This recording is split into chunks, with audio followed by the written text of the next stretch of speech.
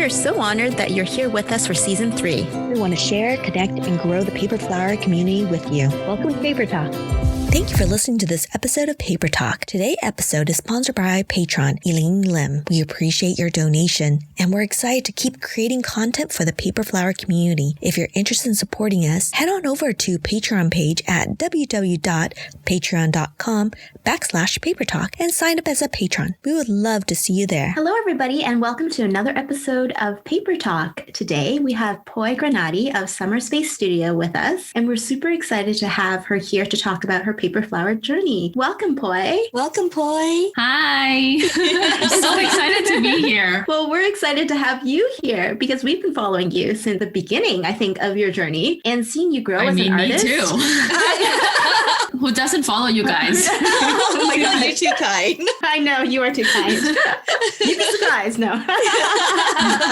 No, but I distinctly remember, I think you reached out to us, or at least to, on a personal note, I think you reached out to me. Mm-hmm. And I remember seeing your work. I think we had a little bit of like a small chat too. And I remember seeing your work and thinking, oh, wow, this girl has like really distinct way of presenting her work. And also for some reason, I was really drawn into the graphics you used. I think because you show a lot of your logo or something related. I can't recall exactly, but when I think about you, that's what I do think about. Something very packaged, like very well packaged. I don't know. I mean, I'm excited to hear about your paper flower journey. Me too. So that kind of like might answer some questions in my head about why is she this way? Why does she make her paper flowers like this? Why does she present herself like this? So so Poy, tell us a little bit about, first how you started. How did you pick up paper flowers? Okay, this is gonna be like a long journey, but I'm gonna try to like wrap it up. But it's starting in like 2017. That's when I was first graduated in my master's from NYU.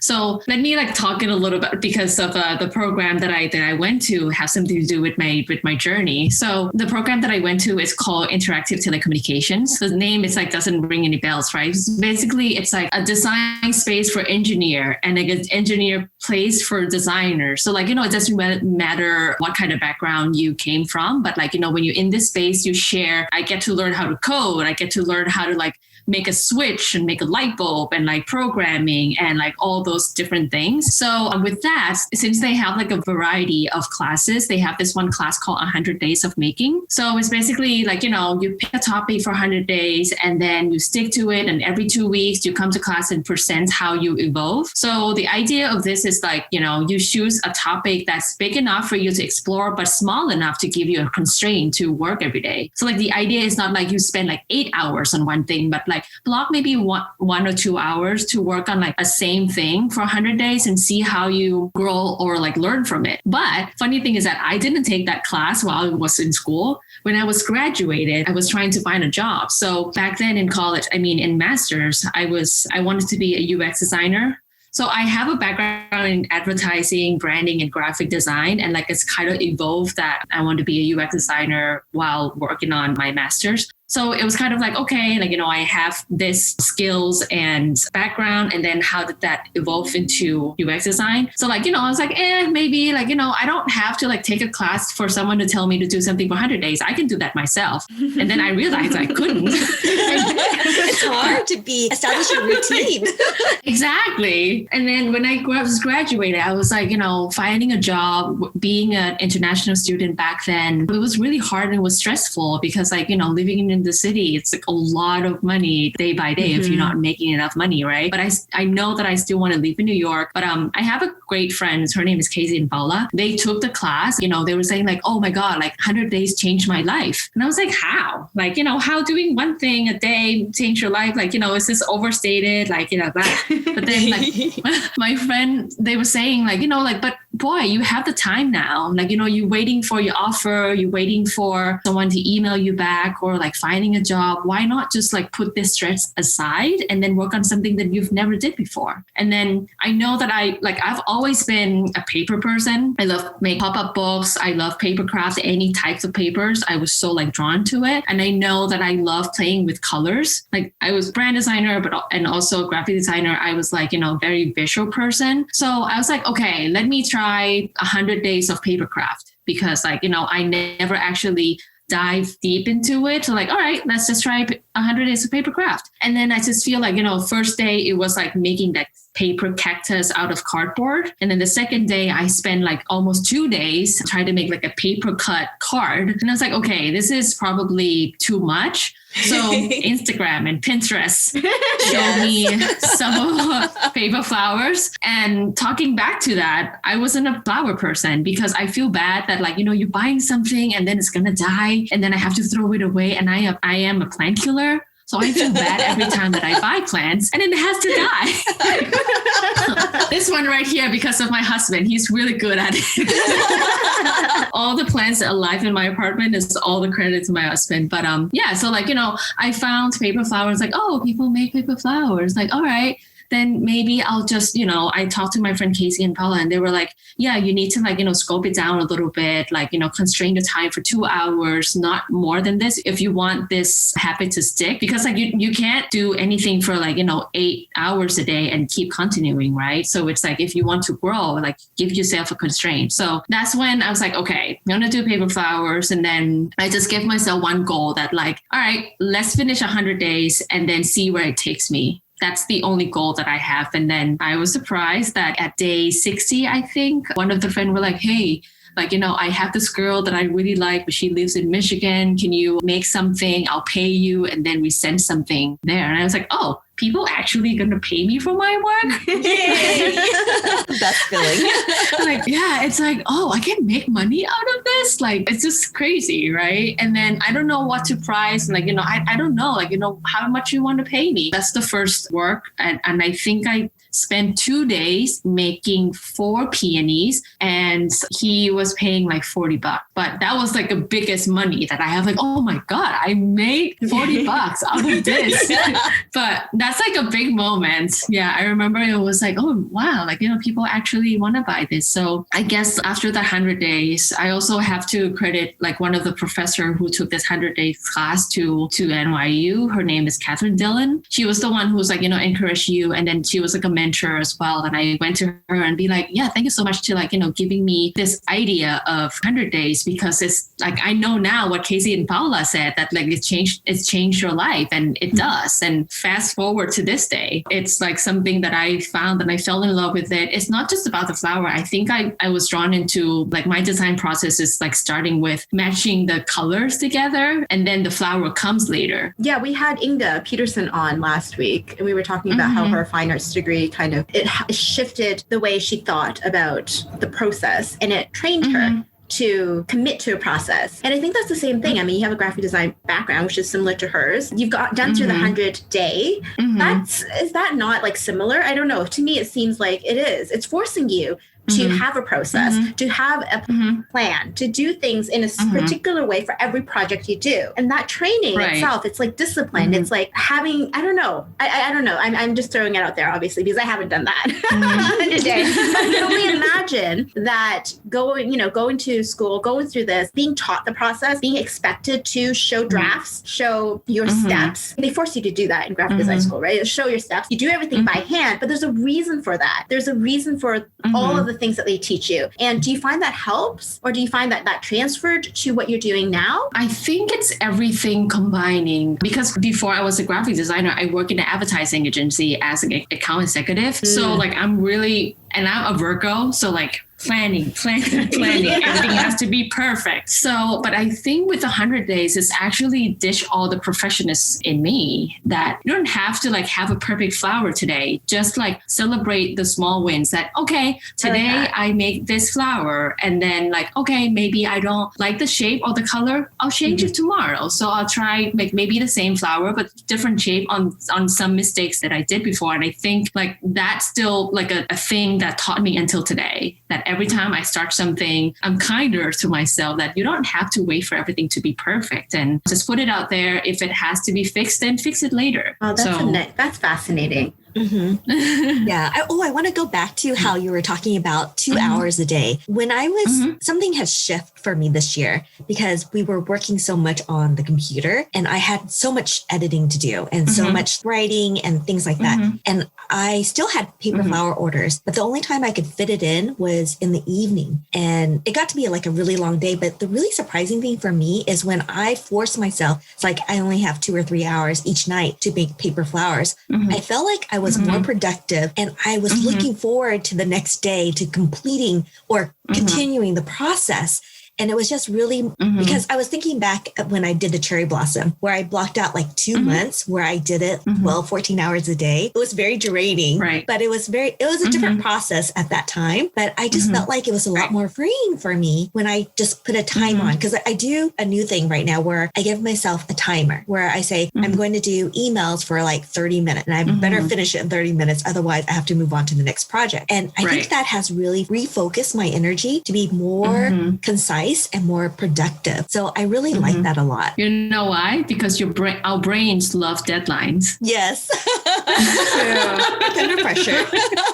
It's so true. Yeah, if you give yourself 2 months, like you start like a week before. And then you're like, oh my God. Exactly. Yeah. I have to break down to smaller chunks. Otherwise it seems too overwhelming. Jesse and I, we do so much, and just knowing that I can make it smaller and more manageable and easier to like, oh, I can easily write one blog and versus I have to write a 5 series part. I was like, that seems overwhelming. When you break it down, it's like, oh, if I just do an outline and then tomorrow I'll come back and do like the filler part, it just seems a lot easier. And your mind can like really establish that. Yeah, I love that. Yeah. So talking about career changing point, what project or what client do you feel like, oh my gosh, I think I can make a career out of paper flowers? It's funny. There's like a different phrases. So when you're talking about time blocking, so like, after 100 days, I think I finished that. And then I found a job. I work at as a UX designer at Estee Lauder in New York. And like, I was so lucky that my team was super supportive. Like, they're like, oh, you make paper flowers on the side? That's great. And like, I shifted my time that back then it was like a side job kind of thing that every day, like, UX, a lot of people working on the computer, right? And like I block my time either before or after work or like, on the weekends. And sometimes it works for me because sometimes my husband working on the weekends. So like I have weekends all by myself.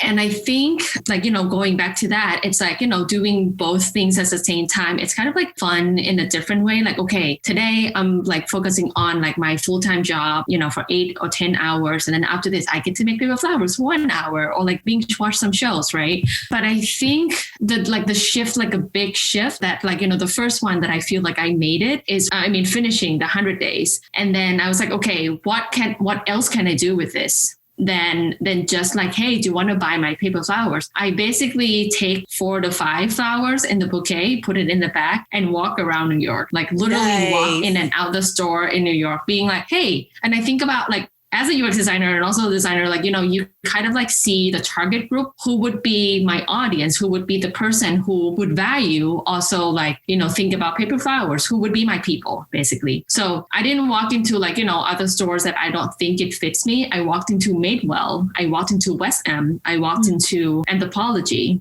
Right, to see like, hey, those are my stores. I have this paper flower.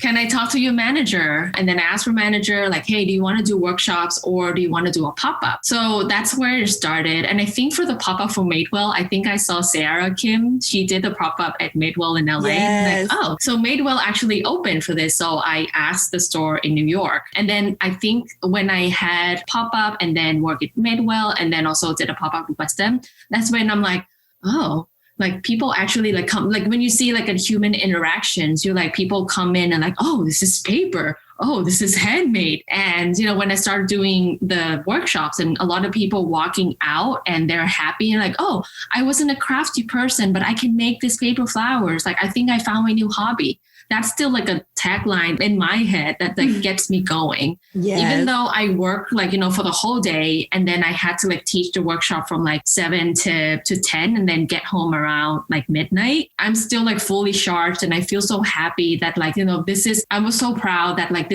I found the job that I love, both ways. Like I was going to like stop on the studio a little bit when I got my full-time job because like, I don't want to give my job like, I want to give my job undivided attention that, I'm all 100% of it because like I love being UX too so much. But then like, you know, my friend, again, Paula and Casey, same people, they're like, no, but I think you can do both. Like all my friends, not just like these two, but like all my friends, they were like, I think you found your happy place, then just continue doing it. Yeah, you're going to be super tired, but you're happy at the end of the day, right? And I said, yeah, that's true. So I think like back then it's like, you know, managing the time. Yeah. I think it's really important to find like a really good supporting system. And I feel so fortunate that I have those kind of people. Definitely. I think that is so important. Finding your small little click circle that will support you no matter what you do. Even though if our family and some of our close friends don't understand what paper flowers are, I think we get that a lot. It's like, what? Paper flowers? You're making a living out of paper flowers? How is that possible? Right. And finding people that will figure out what crafting means. It's a whole different type of people that understands the joy and happiness of that quiet moment of creating something. I think that is just a piece of joy in itself that you can mindlessly put together and then you create something beautiful. And it doesn't have to be beautiful in someone else's eye, but as long as it's beautiful in your own eyes, it's totally worth it. And you feel so confident. You're in this positive place. I love it so much. And just hearing you talk about this brings me so much joy. I love it when people like, yay, paper flowers.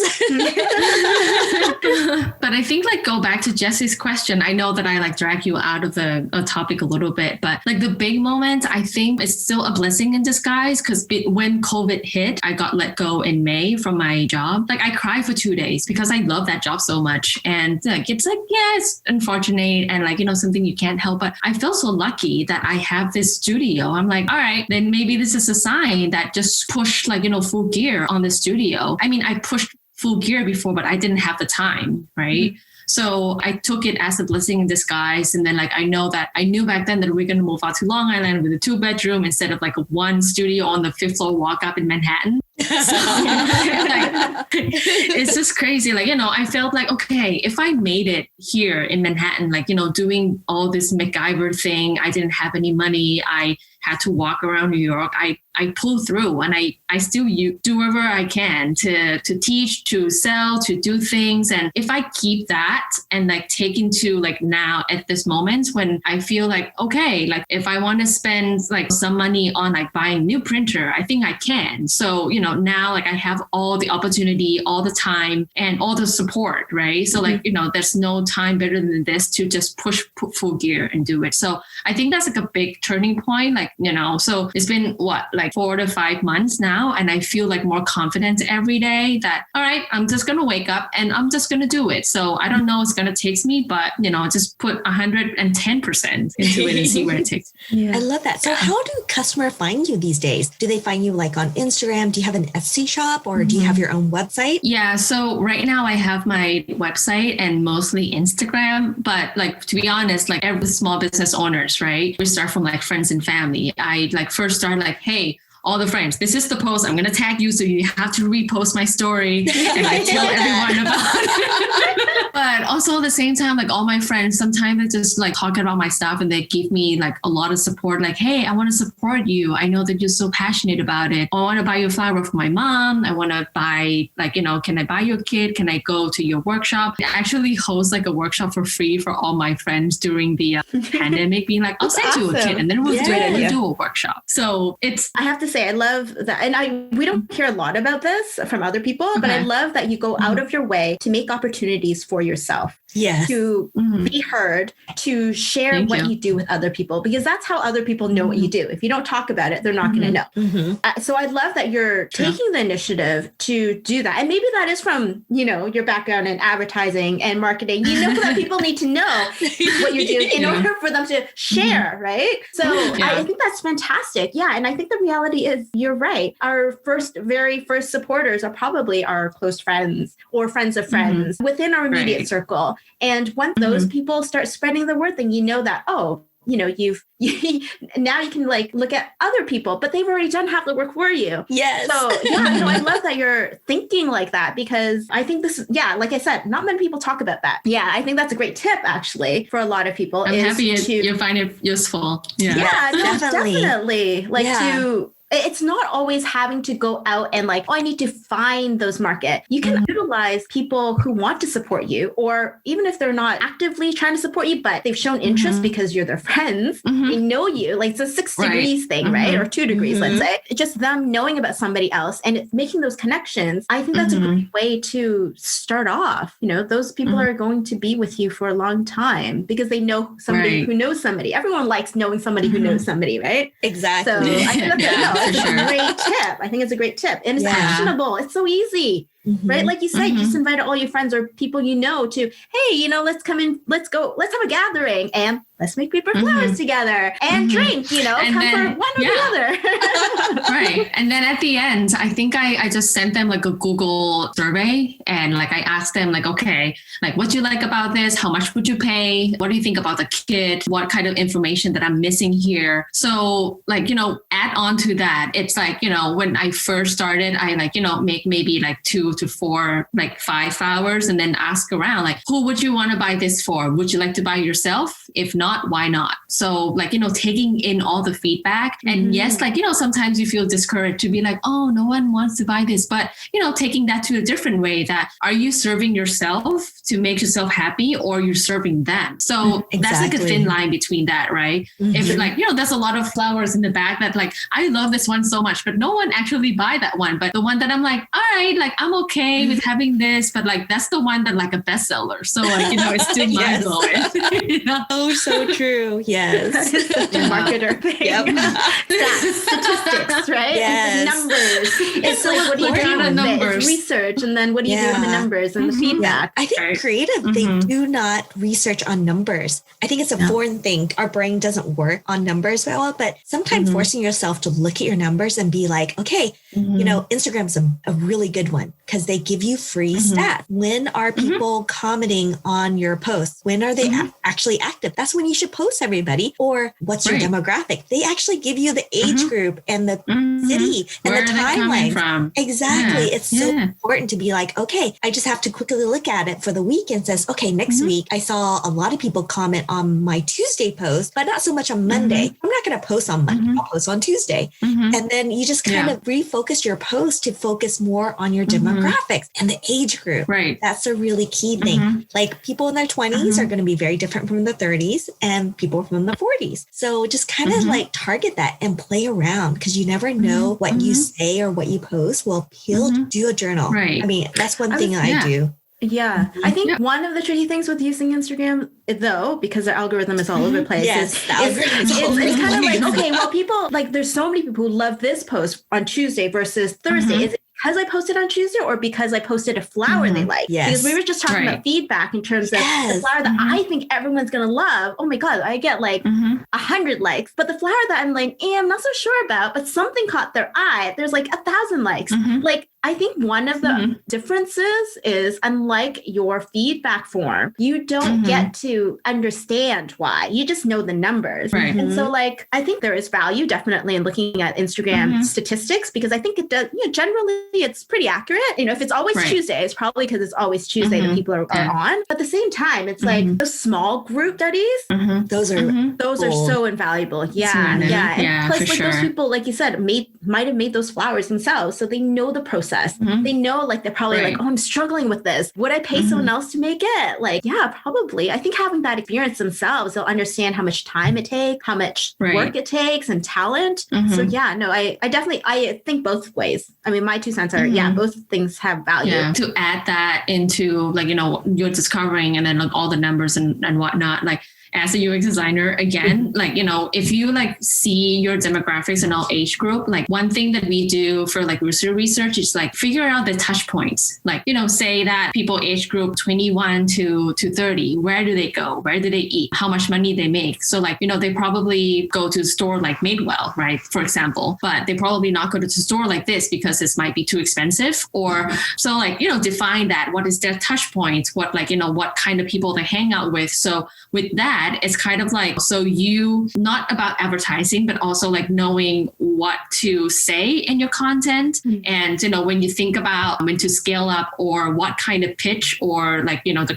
collaborations you want to work with, like this is kind of people that you want to grab. So just add it to what you've already said. Yes, definitely. And speaking of collaborations, I know that you've been doing a lot of workshops with, I'm trying to remember what that store name is. Craft Jam, and I did with Arrange, which is a floral studio, and then Adore in NoHo. I did a lot of workshops. I love Adore. Anyways, I keep on seeing it on your Instagram. Yes, I'm so jealous. You're either doing a workshop there or you've got flowers selling there. So, just getting your paper flowers in front of people. And how do you choose your collaborators? Since we're talking about marketing, collaborating. Right. So for the very first time with Craft Jam, there are like a craft places. They like offer a lot of craft places. For Craft Jam, I think it was just that, I just found out that they don't have a paper flower class yet. So like, I'm going to be the first one. So I just reached out to them and I feel like, okay, maybe I fit in the class space, which is great. Like, Craft Jam is still great. I still like want to work with them, but like, now it's like turned to virtual and like with the time that I have, it doesn't really work out. And then with other like florists, for me back then, I feel like, okay, what kind of people and also what kind of places that, you wouldn't think of, like, okay, like florists, like that's going to be the people who like fresh flowers, right?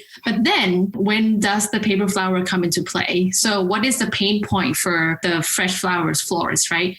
They probably can't find a certain flowers on a season. But one thing that paper flowers can do is like an off-season flower. So maybe we combine that and like showing that to the community where like, okay, you're a florist and then you want to go to the floral arrangement class. But also if you want to learn how to make paper anemones, because like, right now anemones it's not in season. So you can do that for your client as well. So I think it's not just about reaching to the new territory, but also kind of give yourself like a space to explore if you fit in that space or so. And I learned so much from like Shiomi. She's the owner of the Adore floral forest. And she like, make ranunculus with me. And she was like, oh, like, I didn't know this is how much work like put into like a small little petal, how it's like stacking and waiting for the glue to dry. And she was like, blown away by it. And I learned so much from her skills of floral arrangement. So I think like I love the workshop that like, it doesn't really matter if you don't have any like crafting experiences, but I still learn from you anyway, because it's like, new perspective and like new lenses and your background. And and I think that's what I look for when I teach workshops. It's not about me teaching. I'm just giving you my way of doing, you giving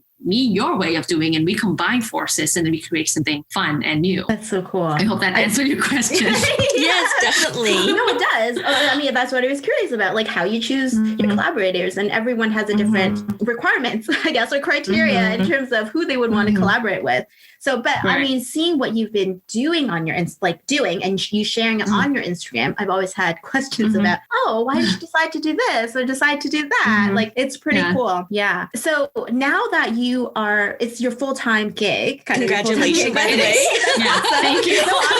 So awesome. It's still kind of funny to like, say it out loud, but I'll take it. Yes, you should. You know what I mean. Yeah, for sure. Like, what are your plans for the next couple of months? That's a good question, because like every day I still wake up and like, I want to update my portfolio and then go back to work as a UX and then do this on the side, because I did it before. And now like I have all the plan, the system done. I'm trying to automate everything, working on the website, have to update my website. And once that's done, I know that, if I want to do it, I can do both, because like, it's not about like, like you're doing both and like, you giving one another like, divided attention. But for me, I feel like I'm really good at time management, and I feel like if I want to do it, I can. But for now, I feel like I want to block maybe 6 months to, again, pushing 200% on it and see where it takes me, because I have the time now. And like, I feel like, okay, I'm asking myself like, honestly, like, what do you want to focus on? So I feel like, okay, give myself 6 months to, and it's now on like the second month. Okay. So I have 4 months left to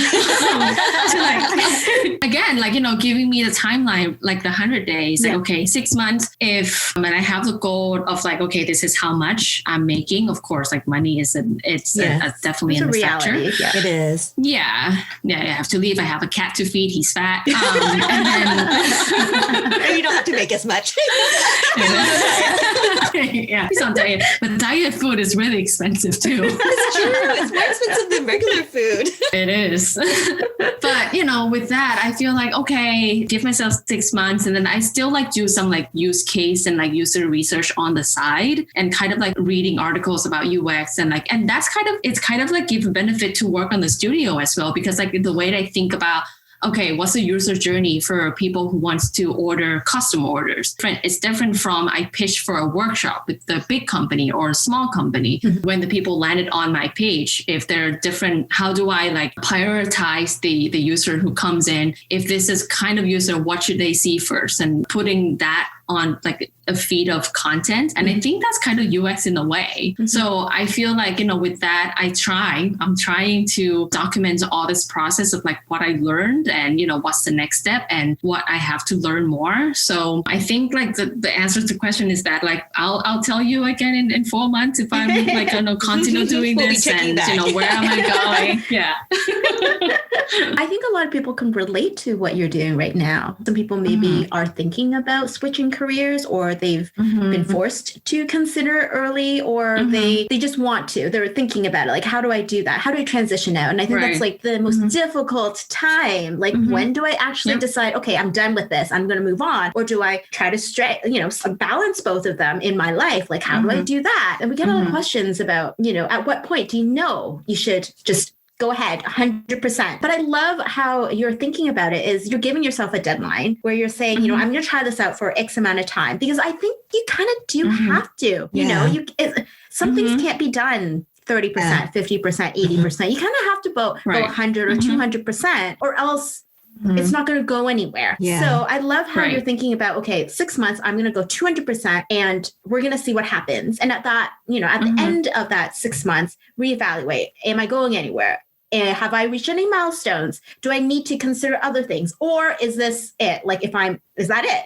Is this my trial? So I love hearing from you about the process and what you're going through your mind, because I think that it's not something that we talk about a lot. We talk about, we're going to try it out, but what does that mean? What does that look like? And so you are actually articulating it, I think is very helpful for people who are thinking, okay, what does that look like if I'm going to take a sabbatical from my job and reevaluate and try this out? What milestones, or what points, what objectives must I meet before I decide, okay, at that point, this is good. Or if I fail to meet them, then what happens? Yeah. I want to add 2 cents to that. As you're putting your end goal, I would say I highly recommend talking to someone in your field, or someone that you can bounce ideas and to say, hey, this is my goal. Am I reaching it? Are you on the right path? How can I change it? Because if you see yourself veering away from it, how do you go back on that track and keep moving up? I think it's really important to be talking about it and hearing you talk about it. The way my brain works is when I talk about, I actually hear myself talking about it. And it's really important to be able to reflect on words. Either you're writing it down, seeing it, or talking to someone that can give you either advice or is just there to sit and listen to you. I think that's really important, because if you're just head down working and you're not looking up, you're not reevaluating what your results are looking like. Because sometimes if you're focused 100%. Too much and you're 4 months down, you're like, oh, if I just looked up 2 months ago, I could have changed that course and realized what kind of problems are coming up and making that not happen. Right. I mean, to add to that, like it might sound that I'm super crazy and, like a very perfectionist.